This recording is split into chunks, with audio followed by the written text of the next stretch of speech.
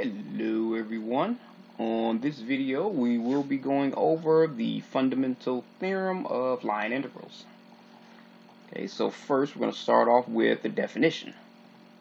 Okay, so what if we let C be a piecewise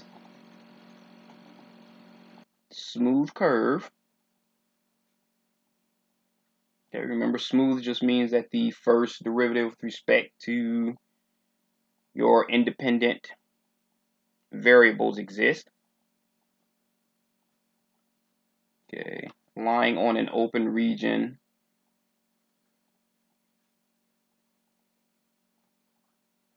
R and given by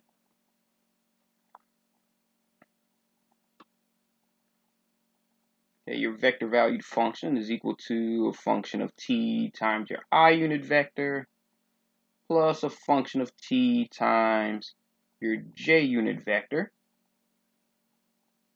for the interval between a and b.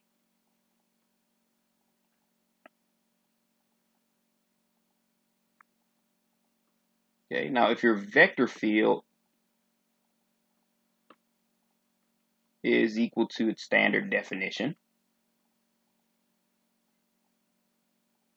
and if it's conservative,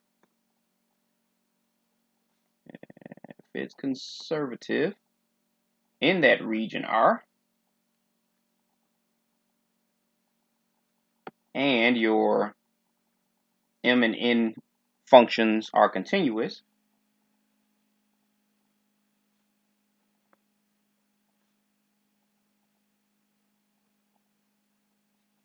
in that same region, then move that up a little bit.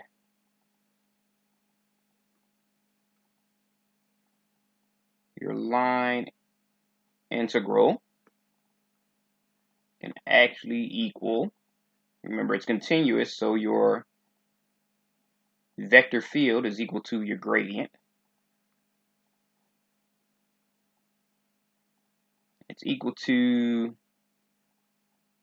f of xb, not xb minus, xb y of b minus f of x of a y of a.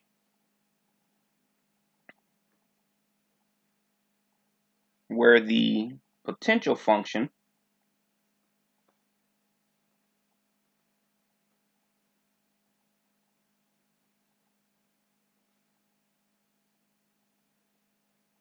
of your vector field is f.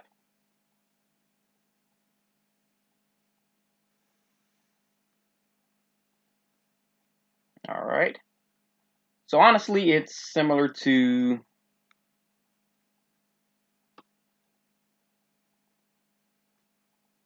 the integral from a to b of a single variable integral.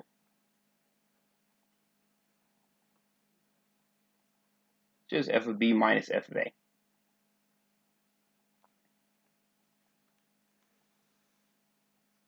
Okay, so in other words, just the integral, then you plug in your b and your a values.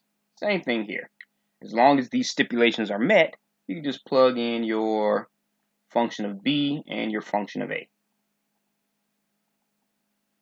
All right, so proof is really quick. Okay, so you have your line integral.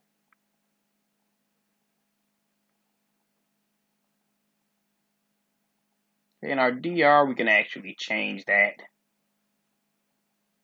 to dr dt dt.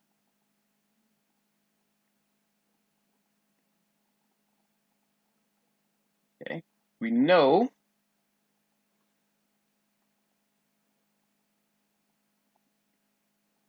that your vector field is equal to your gradient, which is equal to the partial with respect to x times your I unit vector plus the partial with respect to y times your j unit vector.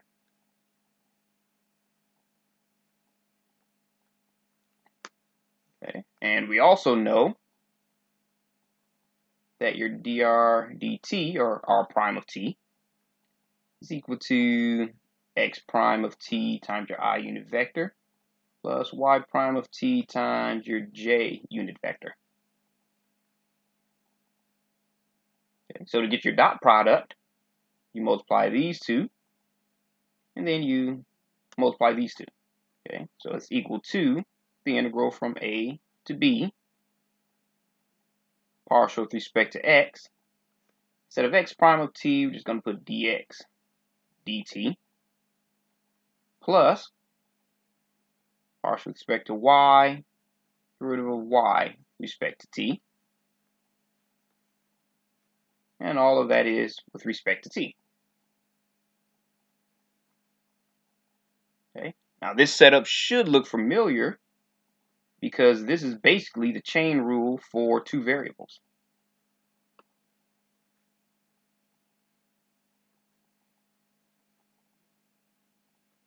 Which gives us the integral from a to b.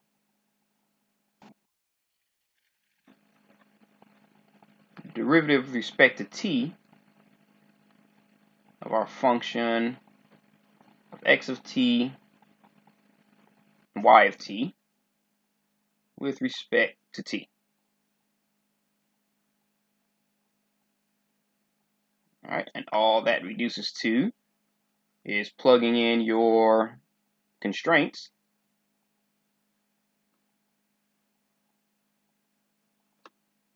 Okay, so plugging in your b variable and your a, not variable a, your value, b value and your a value.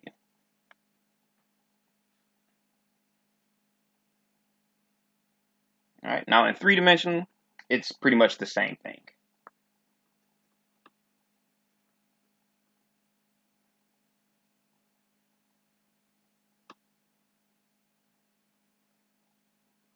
That's f of x of b, y of b, z of b minus f of x of a, y of a, z of a.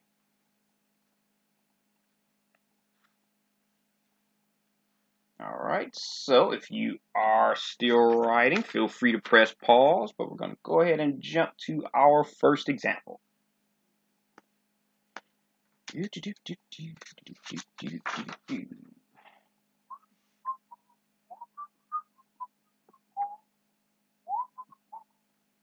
All right, so for example, what if we wanted to evaluate the line integral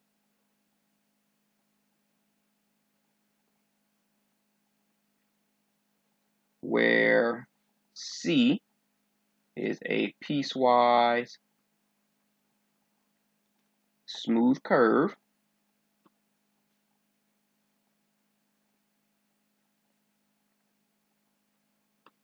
from -1, 4 to the point 1, 2, and our vector field is equal to 2xy times the I unit vector plus x squared minus y times the j unit vector.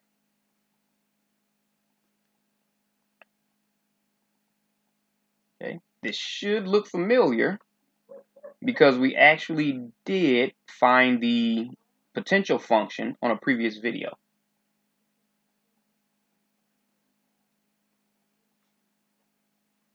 Okay, so instead of just finding the potential function, we're going to actually evaluate your line integral from start to finish. All right. So just like before, we're going to go through the part of finding the potential function pretty quick since we did it already on a previous video. So you have 2xy times the I unit vector plus x squared minus y times the j unit vector, where of course this is your m and this is your n. Okay. We also know that the partial derivative of m with respect to y is equal to 2x, and so is the partial derivative of n with respect to x. Okay, so we know it's conservative.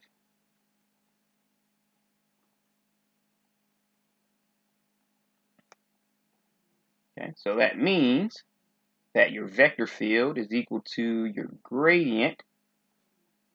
So you just rewrite your gradient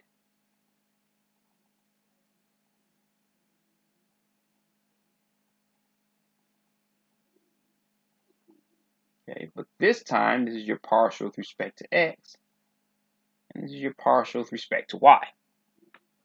Once you rewrite it as your gradient. Let me clean up that gradient a little bit.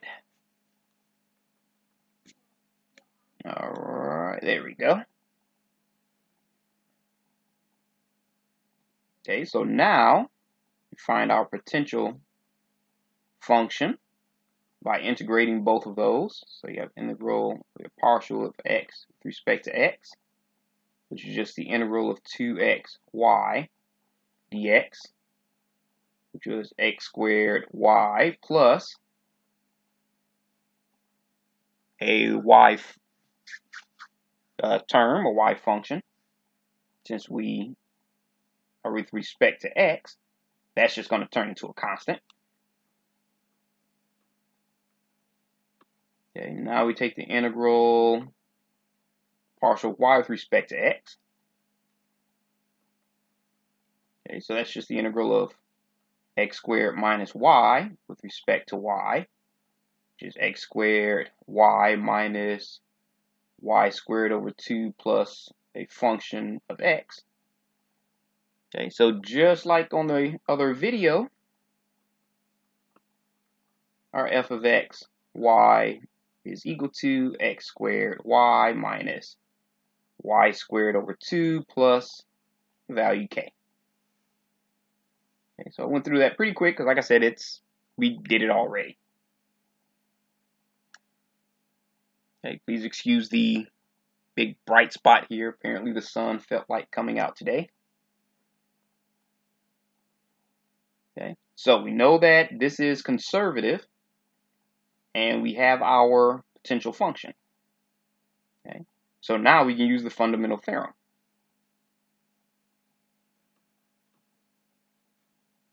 Since f is conservative,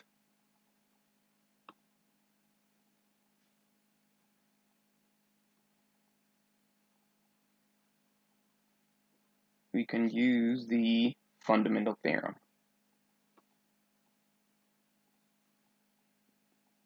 All right. So we know the line integral is equal to of x of b y of b minus f of x of a y of a.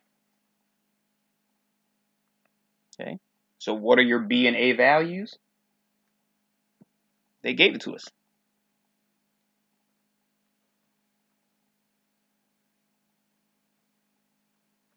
Okay, so we have -1, 4, 2, the 0.12. So this is where we start, this is where we finish.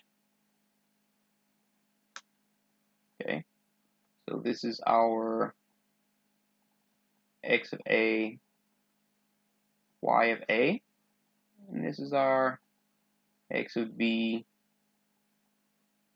y of b.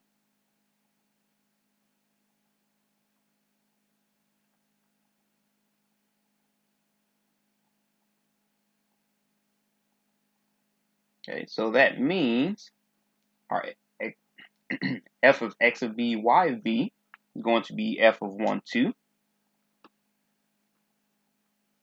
minus f of -1, 4. Excuse me. Okay, so now in our potential function, we plug in our 1 for x and 2 for y. So we have 1 squared times 2 minus 2 squared over 2. Okay, and that's minus. Now we plug in your -1 and 4. So we have -1 squared times 4 minus 4 squared over 2.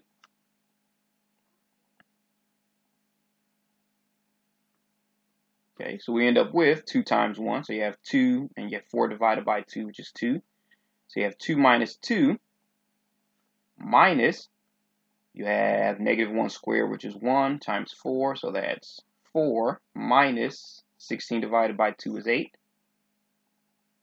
So you have -4, which is just 4.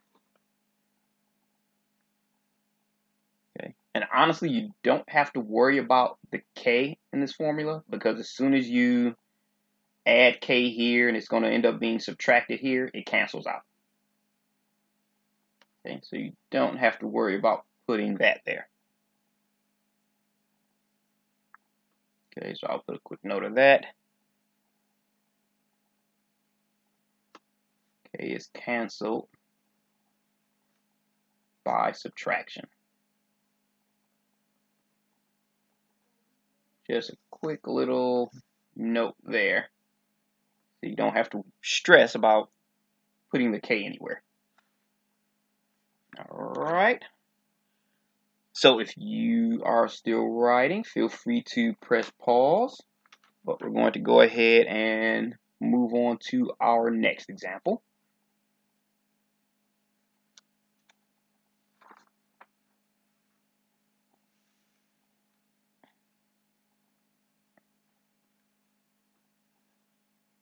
Okay, so what if we wanted to evaluate our line integral?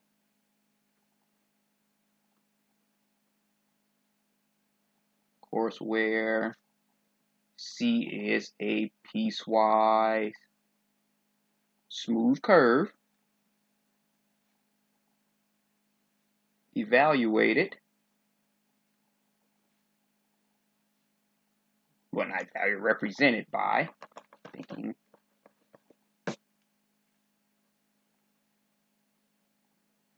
there we go, represented by, let's say r of theta is equal to sine of theta times your I unit vector plus sine squared theta times your j unit vector.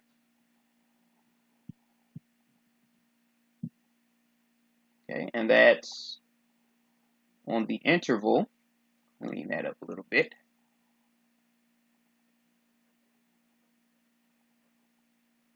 From 0 to pi over 2, and our vector field is equal to x squared times the I unit vector plus xy times the j unit vector.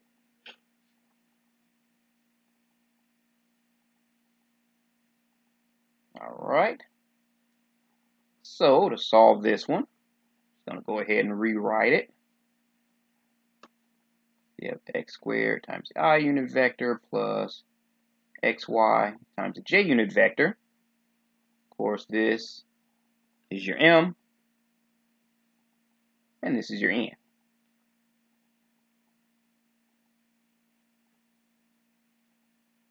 Okay, so you have partial derivative of m with respect to y. That's actually equal to 0, since x squared is looked at as a constant. And partial of n with respect to x, that's actually equal to y. Okay, so since they aren't equal,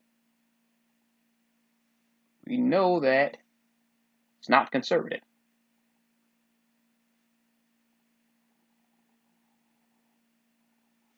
So we can't use the fundamental theorem. Okay, we just can't use the fundamental theorem. That doesn't mean we can't solve it. We just have to solve it the old-fashioned way. Okay, so our r theta is equal to sine theta plus sine square theta times the I and j unit vector.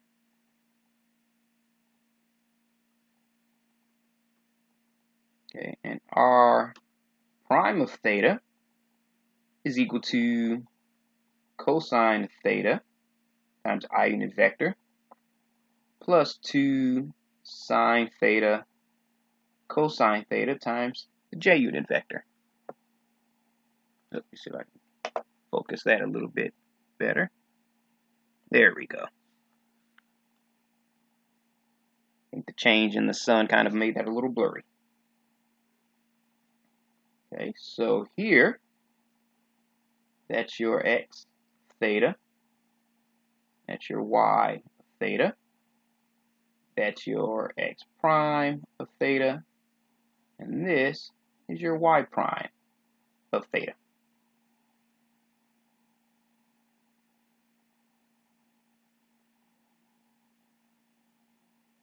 Okay, so we know that the integral,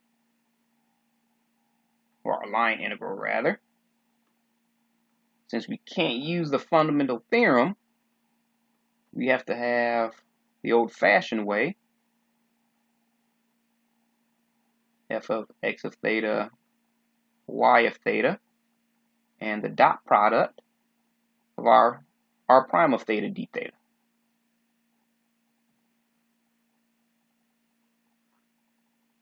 Okay, so just like before,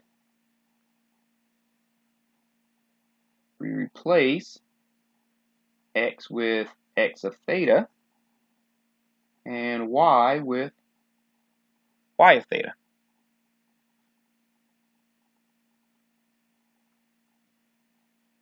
Okay, so I'm going to move that over a little bit. So that's going to equal, we're going to go from 0 to pi over 2.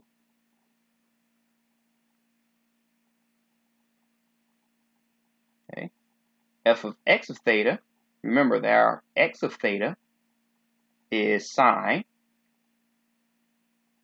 Okay, so we have x of theta in our x squared. So that's sine of theta squared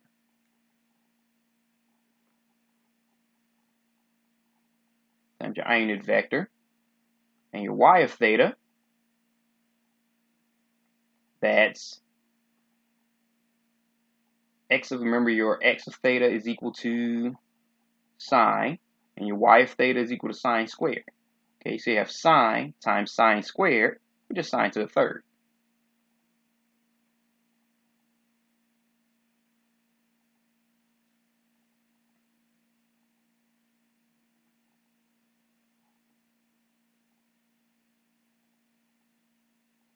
All right, so you're going to get that dot product of your r prime, which is cosine of theta times the I unit vector,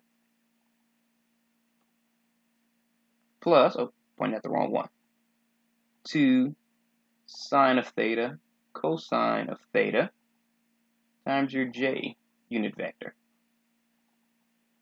Okay, so all you did was get your derivative, put it there, and replace your x and y's here with your x of theta and y of theta there.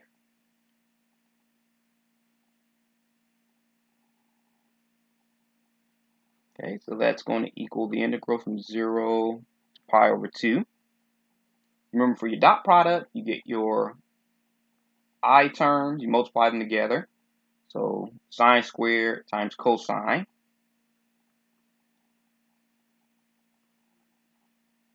Theta.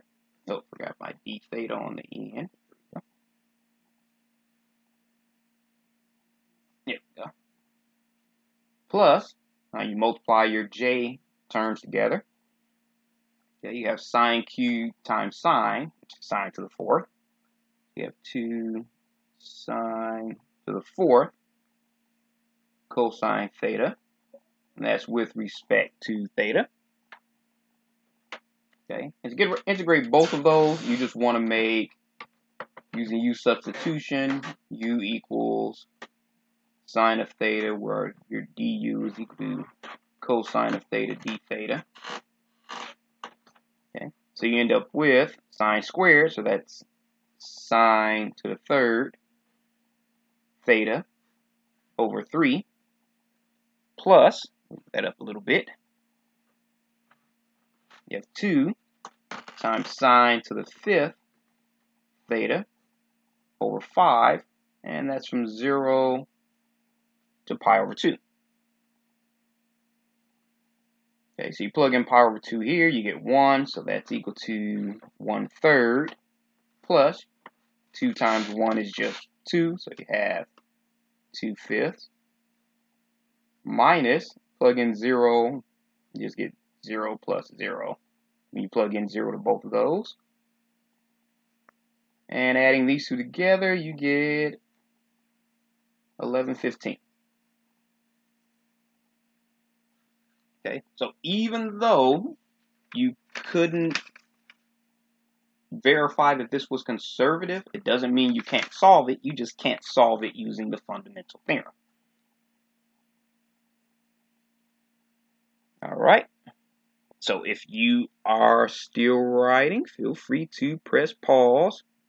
But we're going to go ahead and move on to what we're going to cover next. And that is the test for conservative vector fields.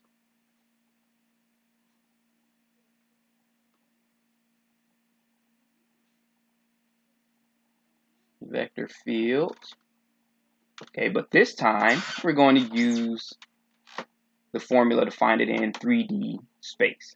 Okay, before we were only looking at 2 dimensions, but this time we're going to look at 3 dimensions. Okay, now what if, suppose that you have your functions m, n, and p. I'll put continuous on the next line because I'm most likely going to run out of space. Continuous first partial derivatives.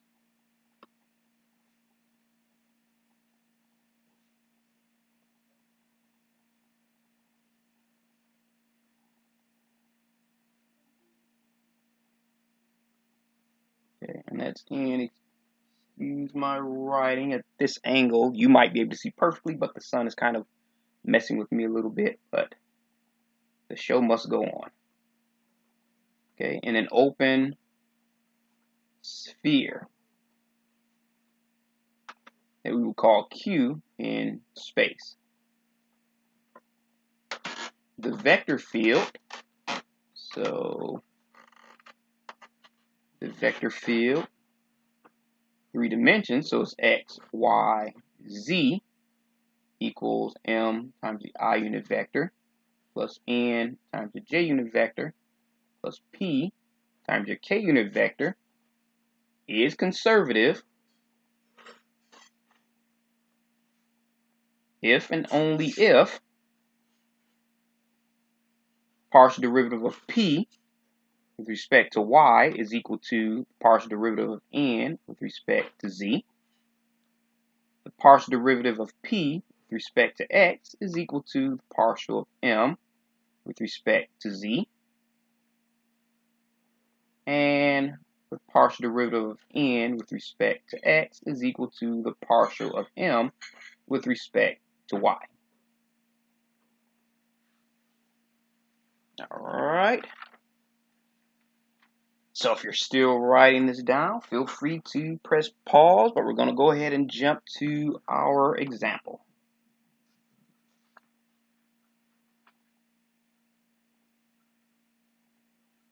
Okay, so let's say, for example, we want to evaluate our line integral where C is a piecewise smooth curve represented by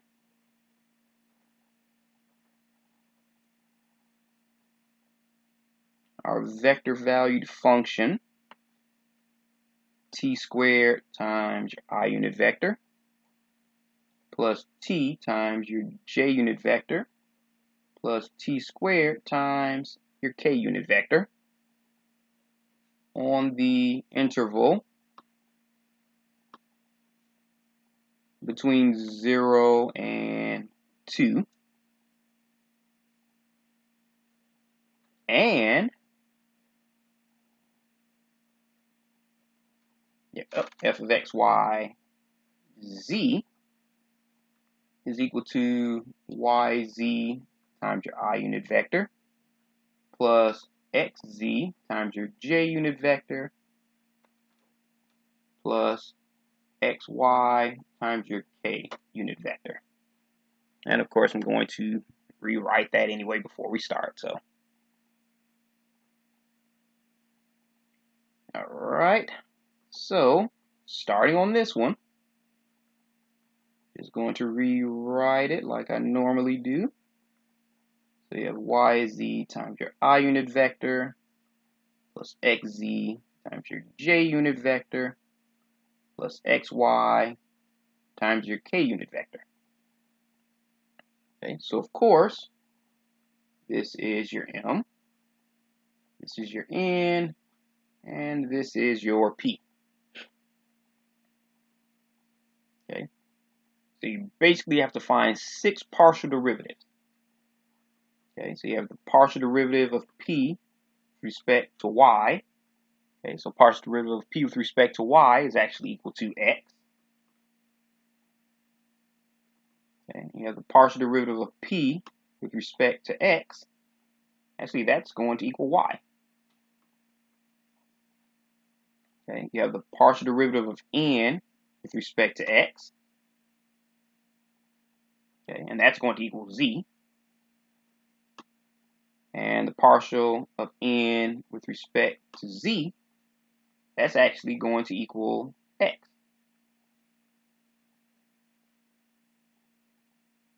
Okay, you have your partial of m with respect to y.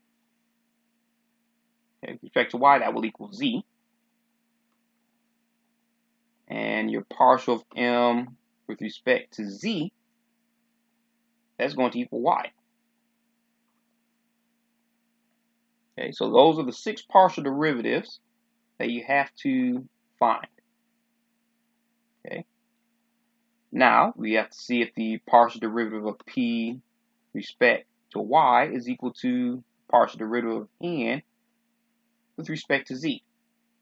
Okay, partial of p with respect to y, partial of n with respect to z, they are equal, so that checks. Okay, so we have the partial derivative of p with respect to x is equal to the partial derivative of m with respect to z. Partial derivative of p with respect to x here. Partial derivative of m with respect to z is here. So these two are equal. So that's good. So now we have the partial of n with respect to x is equal to the partial of m with respect to y. Okay, so the partial of n with respect to x, partial of m with respect to y, they're both equal to z. If that's true, so this is conservative, which means we can use the fundamental theorem.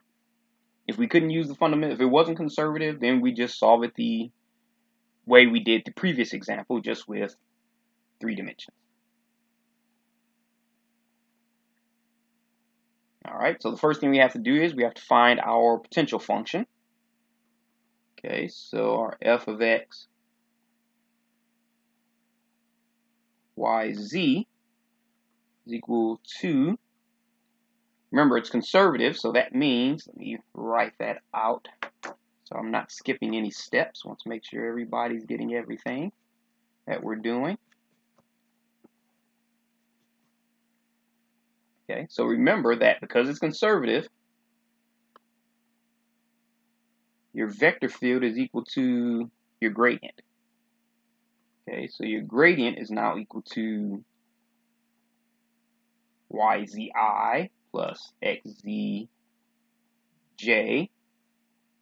plus xy times the k-unit vector.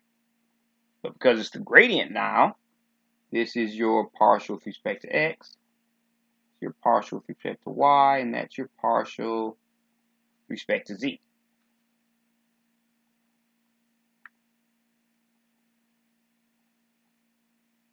All right, so now we find our f of x, y, z first by integrating our partial with respect to x, which is, remember that's yz with respect to x. So you end up with x, yz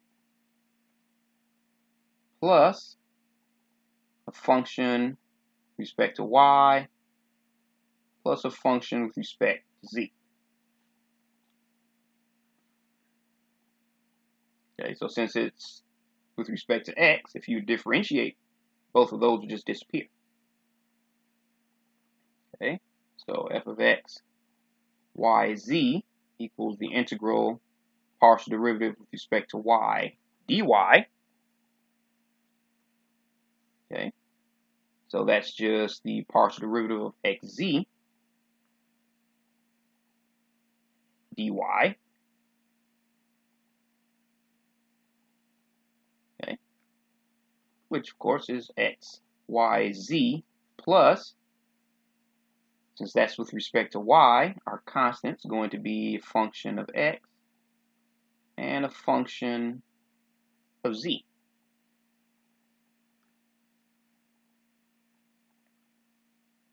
All right, and third, the integral with respect to z, remember that's xy, or you can look down here, xy. Integral of x, y with respect to z, which is x, y, z. Since it's with respect to z, our constants will be a function with respect to x and a function with respect to y. Okay, and you don't have to use g number 1, g number 2, g3. You can use g, h, and any variable you want to. I just do that to keep it nice and simple. Okay, the reason why is because these are all considered constants. So that means our potential function is x, y, z plus, we'll call the sum of those constants k. And draw a nice little rectangle around that.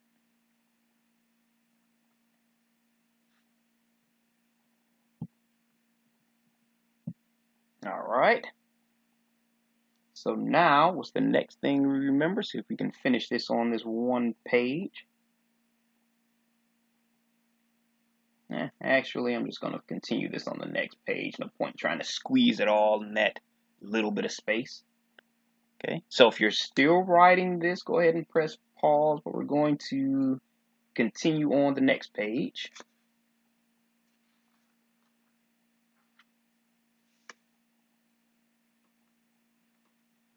Okay, now we left off at our potential function equaling x, y, z plus k.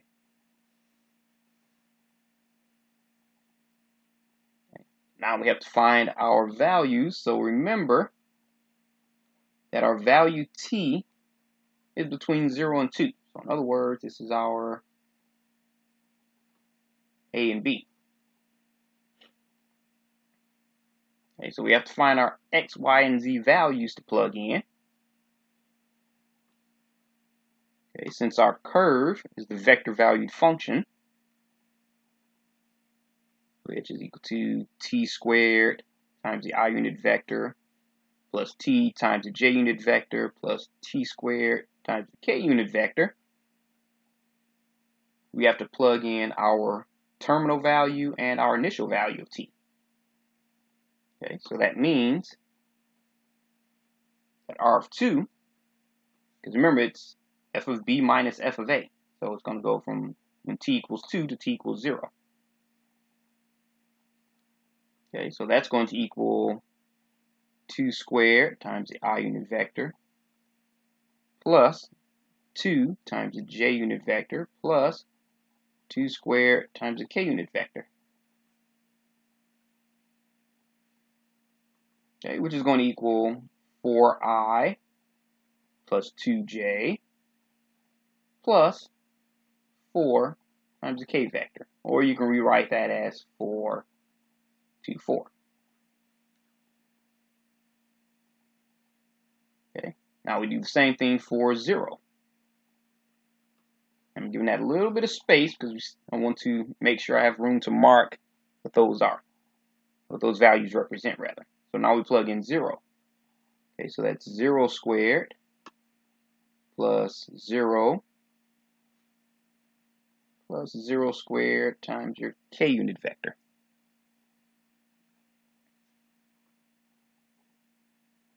Okay, so if you wanted to, you can just write 0, 0, 0.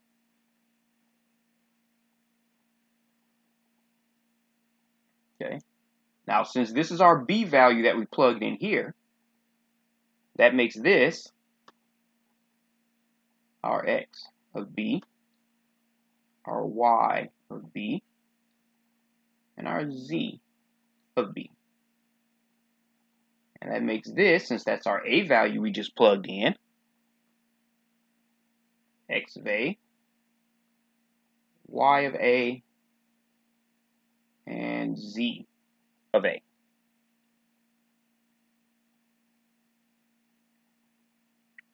Alright, so just go ahead and plug in the formula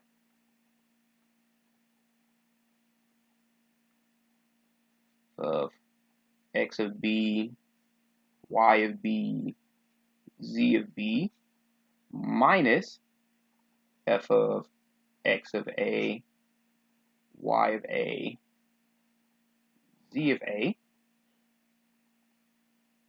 That's going to equal f of 4, 2, 4 minus f of 0, 0, 0.